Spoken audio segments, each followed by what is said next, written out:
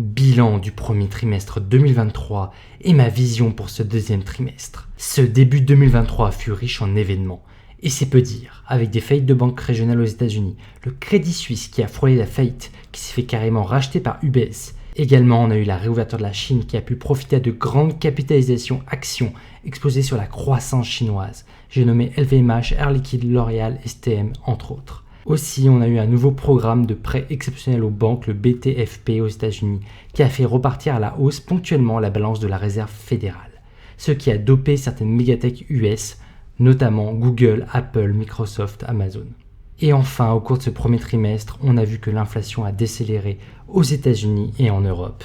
Après ce premier trimestre marqué par une crise bancaire et des faillites de banques US pas vues depuis 2008, je te livre ici ma vision pour ce deuxième trimestre 2023.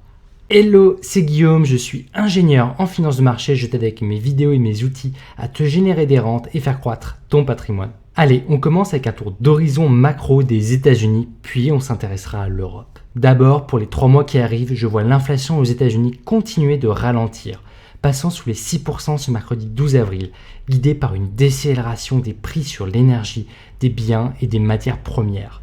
Ma seule inquiétude reste l'inflation sur les services, qui continue à accélérer et qu'en cas de surprise à la hausse de l'inflation, elle serait alors responsable. D'autre part, je ne vois pas les récentes décisions de l'OPEC affecter l'inflation sur les 3 prochains mois, mais qui reste à surveiller pour la deuxième partie de l'année si le baril de pétrole repasse au-dessus des $100. Donc si cette décélération de l'inflation est confirmée mi-avril, je ne pense pas que Powell et la Réserve fédérale monteront beaucoup plus haut leur taux directeur, sachant qu'à date, nous sommes à 5% depuis le 22 mars dernier. Donc pour la prochaine décision de la Fed, le 3 mai prochain, je vois l'opportunité d'une dernière montée de taux, voire de directement conserver ces 5% pendant 2 à 3 mois, le temps de laisser l'inflation revenir sous contrôle, quitte à baisser légèrement de 0,25% en cas de nouvel événement de crédit sur une banque aux USA par exemple. Côté Europe maintenant, c'est pas terrible. Je vois l'inflation reprendre une accélération guidée par les prix de l'alimentation qui explosent, dépassant la décélération sur les prix de l'énergie. On sera fixé sur l'inflation ce 19 avril lors de la publication des dernières données pour l'eurozone. Je m'attends à que l'inflation reparte. Donc pour la Banque Centrale Européenne, je pense que Christine Lagarde est bloquée. Elle est condamnée à monter les taux encore plusieurs fois, quitte à entraîner l'Europe dans une récession profonde. Ainsi, je pense qu'elle va porter son taux directeur de 3,5 à 4% le 4 mai prochain, puis je pense que la Banque Centrale Européenne continuera à monter ses taux jusqu'à 5% à minima. Car ne pas le faire, ça serait laisser faire repartir l'inflation en Europe. Et dans un contexte de tension sociale un peu partout en zone euro, ça serait une très mauvaise idée. Des têtes pourraient tomber avec une inflation à plus de 10%. L'Europe paye ici son retard dans sa politique monétaire, car elle a mis 6 mois à monter les taux quand les premiers signes d'inflation sont apparus. Et ajoutons à ça la mauvaise gestion bien sûr de la crise de l'énergie qui a mis l'huile sur le feu sur l'inflation en eurozone. Donc l'addition arrive en Europe, avec des intérêts qui vont être très difficiles à encaisser pour les États mauvais élèves, addicts au déficit et qui ont creusé des endettements abyssaux. Et pour ces pays, c'est là que les taux d'intérêt vont commencer à faire très mal. Je parle bien sûr de la Grèce, de l'Italie, de l'Espagne et de la France. C'est pour ça que je réitère mon sentiment très négatif sur la devise européenne. Un mot sur la proxy war en Europe. Je ne vois pas de sortie à ce conflit en Ukraine d'ici la fin juin. Ça reste un gouffre financier qui impacte significativement l'Europe et dont le bilan humain est effroyable. C'est une guerre qui ne sert ni l'Ukraine ni la Russie. Un accord me paraît donc improbable pour ce trimestre.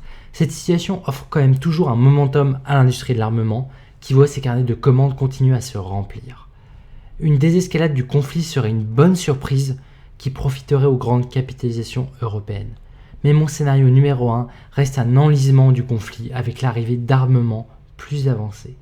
Côté publication de résultats d'entreprise, les attentes pour ces publications de résultats de ce premier trimestre qui vont arriver courant le mois d'avril sont plutôt faibles. Les analystes et le marché ont déjà pricé un ralentissement économique.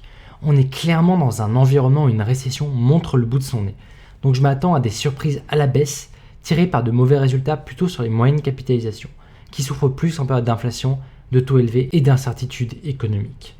Donc dans les mois qui viennent, je vois une récession moyenne aux États-Unis et une récession profonde en Europe. J'ai été certes en avance en termes d'anticipation pour ces 3 mois à venir. Aujourd'hui, je m'abstiens de rentrer ou charger davantage sur des actions d'entreprise avec des PE ratios au-dessus de x18 dans ce type de contexte. Et je reste extrêmement sélectif sur les quelques lignes d'entreprises de qualité et de grande capitalisation que je conserve pour passer cette période.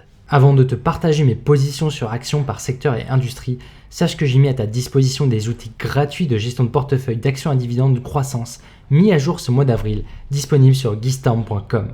Côté secteur et industrie, je conserve un biais négatif sur les bancaires. Surprenant, n'est-ce pas? Malgré que sur le sous-segment retail banking, je m'attends à de bons résultats sur les publications du premier trimestre, courant avril donc. Également, j'ai un sentiment négatif aussi sur les pharmaceutiques, avec de potentiels procès pour Pfizer et Moderna suite aux découvertes sur les effets secondaires. J'ai également un biais négatif sur l'industrie des produits-services de secteur de consommation courante pour ce premier trimestre. D'autre part, j'ai un sentiment positif sur les semi-conducteurs suite à la réouverture chinoise. J'ai aussi une bonne confiance sur les industries du luxe et de l'entertainment avec leur capacité à se montrer résilientes dans ce type de contexte économique. Ainsi que sur l'industrie des produits chimiques, l'armement et l'industrie des transports qui sont très attractifs par leur croissance en Europe. Côté Megatech, j'attends la prochaine réunion de la Fed et sa forward guidance sur le quantitative tightening pour décider de conserver ou de sortir de ma position. Enfin, je reste à l'achat sur le secteur de l'énergie suite au cut agressif de l'OPEC pour 2023. Car un baril au-dessus de $80, c'est très profitable pour les pétrolières, malgré les ralentissements économiques qui se profilent. Voilà. Au passage, dis-moi si ça t'intéresserait une vidéo d'analyse spécifique sur une crise passée, comme le deuxième choc pétrolier, la période Volcker, la crise des subprimes de 2008, la guerre en Irak, la crise des dettes européennes. Voilà, tu vois l'idée, dis-moi ce qui t'intéresserait en commentaire. Merci d'avoir regardé la vidéo jusqu'au bout. Comme d'habitude, ceci est une vidéo publique sur YouTube où j'exprime ici mon avis personnel, donc ce n'est pas un conseil en investissement. Sur ce, restons pragmatiques. Allez, ciao!